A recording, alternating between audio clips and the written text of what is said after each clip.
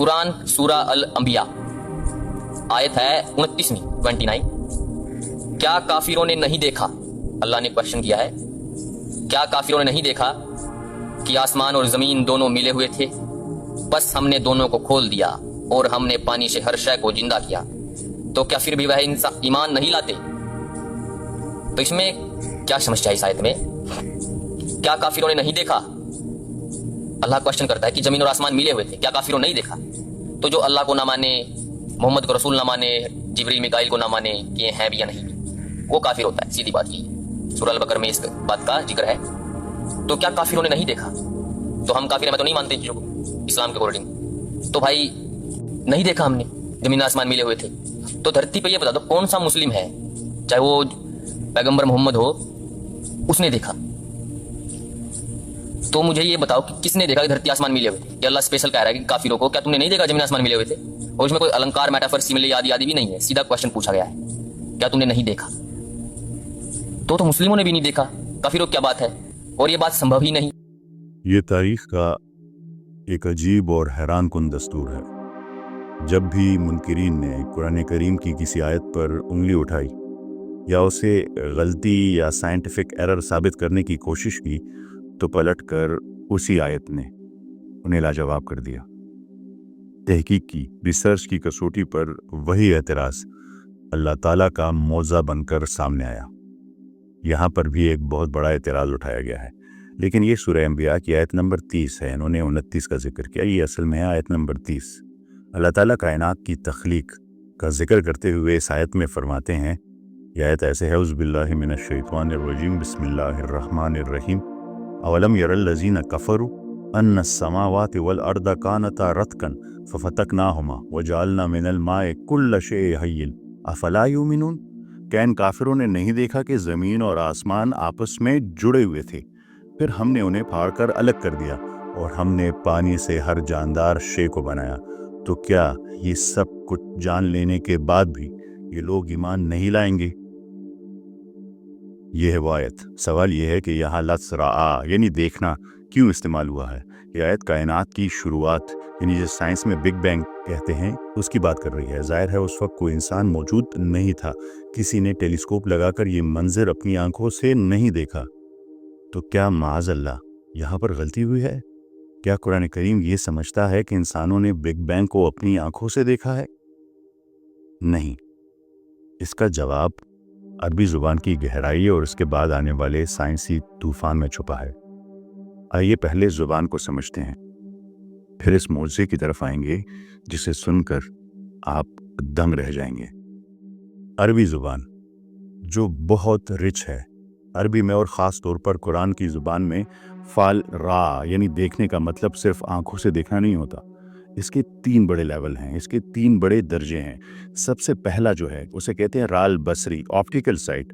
ये आम देखना, जैसे आपने चांद देखा या सामने गुजरती गाड़ी देखी। ज़ाहिर है कायनात की तख्लीक में यानी इस आयत में इसका मतलब यहाँ ये नहीं है। दूसरा है राल फिक्री, जिसे मेंटल परसेप्शन कहते हैं, यानी बात की तह तक पहुँचना। जैसे हम उर्दू या इंग्लिश में कहते हैं ओ आई सी, अच्छा अब मैं समझा। यहाँ आप आंख से नहीं दिमाग से देख रहे होते हैं। तीसरा और सबसे ज़रूरी है राल इल्मी या राल इस्तिदलाली, realisation through evidence, realisation through proof. ये सबसे ताकतवर दर्जा है। इसका मतलब है इल्मुल यकीन, यानी सबूत, एविडेंस, प्रूफ इतना वाज़े, इतना ठोस और इतना बड़ा हो कि इंसान कहे कि मुझे ऐसे यकीन है जैसे मैं सामने देख रहा हूँ। फ़र्ज़ करें एक जासूस, एक डिटेक्टिव एक कमरे में दाखिल होता है जहाँ खून हुआ है। वहाँ उसे खून के निशान, टूटा हुआ ताला और फिंगरप्रिंट्स और डीएनए सैंपल्स मिलते हैं। तो वो चीख कर कहता है मैं देख सकता हूँ कि कातिल कौन है, मुझे मालूम है कि कातिल कौन है। हालांकि वो कत्ल के वक्त वहाँ मौजूद नहीं था, लेकिन सबूत इतना चीख चीख कर बोल रहा है कि उसका इल्म देखने से कम नहीं। एक और बात, आज हम सब मानते हैं कि ग्रेविटी मौजूद है, लेकिन क्या आप में से किसी ने भी अपनी आंखों से ऑप्टिकल साइट से ग्रेविटी को देखा है? क्या ग्रेविटी का कोई रंग है, कोई शक्ल है? नहीं, आपने सिर्फ सेब को नीचे गिरते देखा, आपने सिर्फ चीज़ों को ज़मीन पर टिकते देखा है। इस गिरने के इफेक्ट को देखकर आपने ग्रेविटी यानी जो काज है उसको तस्लीम किया। आपकी अकल कहती है मैं देख सकता हूँ कि कोई ताकत इसे नीचे खींच रही है। ये आंख का देखना नहीं है, ये अकल का देखना है, with evidence, proof and effects. Quran करीम यही कह रहा है। क्या तुमने कायनात में बिखरे इन सबूतों को नहीं देखा? जब सूरह अंबिया में कुरान करीम ये सवाल उठाता है कि अवलम यरल्लज़ीना कफरू, क्या इन काफिरों ने नहीं देखा, तो खुदारा इसका मतलब ये हरगिज़ नहीं है कि क्या बिग बैंग के वक्त तुम वहाँ कुर्सी लगाकर बैठे हुए थे। नहीं, ये सवाल आपकी आंखों से नहीं, आपकी अकल से किया जा रहा है। ये सवाल दरअसल ये है, क्या तुमने कायनात में बिखरे हुए सबूतों, एविडेंसेस का मुतालिया नहीं किया? क्या तुमने निशानियों पर गौर नहीं किया जो चीख चीख कर गवाही दे रही हैं?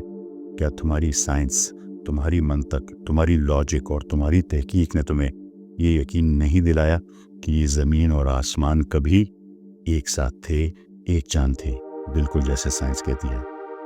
तो मेरे दोस्त, कुरान करीम यहाँ कोई गलती नहीं कर रहा, बल्कि ये आपको चैलेंज कर रहा है, आपकी इंटेलिजेंस को, आपकी अकल को। देखो, कायनात के ज़र्रे ज़र्रे में सबूत मौजूद है। क्या ये सबूत तुम्हारे लिए काफ़ी नहीं? क्या अब भी तुम्हें नज़र नहीं आता? क्या अब भी तुम ईमान नहीं लाओगे? इमाम तबरी और इमाम राजी जैसे अजीम स्कॉलर्स ने हज़ारों साल पहले ही लिख दिया था, ये आंखों का देखना नहीं, ये दिल और अकल का देखना है। ये अंधे होने का नहीं, बल्कि बसीरत रखने का मामला है। लेकिन मेरा असल मसला ये लफ्ज़ी बहस नहीं है। अफसोस की बात है कि आप यहाँ लफ्ज़ रआ पर अटके। ये बिल्कुल ऐसा ही है जैसे आपके सामने सोने का एक पहाड़ खड़ा हो और आप उसे नज़रअंदाज करके अपने जूते पर लगी हुई धूल, डस्ट पर फोकस कर रहे हो कि ये मिट्टी कहाँ से आई। सर आंखें खोल कर देखें कि ये आयत असल में क्या कर रही है। ये आयत वो सोने का पहाड़ है जिसे खोदने के लिए जदीद साइंस को अरबों डॉलर्स, हज़ारों सैटेलाइट्स और कई सदियां लग गई। कुछ सदियां पहले तक दुनिया की तमाम साइंस ये मानती थी कि कायनात इटर्नल है, हमेशा से है और हमेशा रहेगी। लेकिन फिर स्टीफन हॉकिंग जैसे साइंसदान आए और उन्होंने कहा कि कायनात की एक शुरुआत है। हॉकिंग ने इसे साइंस की अजीम तरीन दरियाफ्त, रिमार्केबल अचीवमेंट कहा। मगर कुरान करीम ने 1400 साल पहले रेगिस्तान में बैठकर दो अल्फाज कहे, कानता रतकन, ये एक ही बंद मांस था, फफतकनाहुमा, फिर हमने धमाके से इसे जुदा कर दिया। आज कॉस्मोलॉजी की पूरी इमारत इन्हीं दो अल्फाज पर खड़ी है। ये कुरान करीम को कैसे पता चला, मैं आपसे पूछता हूँ। लेकिन बात यहाँ ख़त्म नहीं होती। बिग बैंग के फ़ौरन बाद इसी आयत के दूसरे हिस्से में सेम आयत एक और बहुत बड़ा बायोलॉजिकल मिरेकल, बायोलॉजिकल मौज़ा है। अल्लाह ताला फरमाते हैं, वजालना मिनल माए कुल्ल शैइन हय्यिन, और हमने हर जिंदा चीज़ को पानी से बनाया। आज हम जानते हैं कि इंसानी खुलिये यानी इंसानी सेल्स का बुनियादी मादा साइटोप्लाज्म 80% पानी है। जदीद साइंस कहती है कि ज़िंदगी की शुरुआत ही पानी से हुई। ज़रा सोचें, 1400 साल पहले अरब के तपते हुए सहरा में ये दावा कौन कर सकता था कि हर जिंदगी की बुनियाद पानी है? और आज साइंस उससे मुकम्मल तौर पर एग्री है। और फिर अगली आयत यानी आयत नंबर 31 सूरह अंबिया की, उसमें तो फिजिक्स का वो राज खुल गया जो न्यूटन से पहले किसी को समझ नहीं आया। अल्लाह ताला फरमाते हैं, वो जालना फिल अर्द रवासिया, और हमने ज़मीन में मजबूत लंगर रवासिया डाल दिए। आमतौर पर इसका तर्जुमा पहाड़ किया जाता है, लेकिन अरबी में रवासिया का असल मतलब है लंगर, एंकर्स, वो भारी चीज़ें जो किसी को अपनी जगह जमाए रखे। यहाँ कुरान करीम ने लफ्ज़ लंगर इस्तेमाल करके कशिश शकल यानी ग्रेविटी का पूरा फ़लसफ़ा समझा दिया। और सिर्फ एक तरह की ग्रेविटी नहीं, सोलर ग्रेविटी का भी जिक्र किया इस आयत में। टेरेस्ट्रियल यानी ज़मीन में जो ग्रेविटी है उसका भी जिक्र किया। 1400 साल पहले किसी ने ग्रेविटी के निज़ाम को लंगर और रास्तों की मिसाल से समझाया था? नहीं, पर कुरान करीम ने समझाया। इससे अगली आयत यानी आयत नंबर 32 में फरमाया, और हमने आसमानों को एक महफूज छत बनाया। नोट करें, सिर्फ छत नहीं, महफूज छत। क्यों? آج ہمیں معلوم ہوا ہے کہ ہمارے سر کے اوپر صرف ہوا نہیں ہے، ہمارے سر کے اوپر اوزون لیئر ہے جو الٹرا وائلٹ شعاع ریڈیشن کو روکتی ہے۔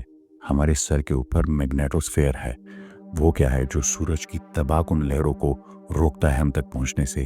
ہیلیوسفیئر ہے جو انٹراسٹیلر ریڈیشن سے ہمیں بچاتا ہے، یہاں تک کہ ہمارا پورا نظام شمسی ایک لوکل ببل میں محفوظ ہے ہر قسم کے سپر نوا سے۔ ہر پرت ایک ڈال ہے۔ 1400 سال پہلے کس ٹیکنالوجی نے یہ دیکھا تھا؟ اور آیت نمبر 33 تو عقل کو دنگ کر دیتی ہے۔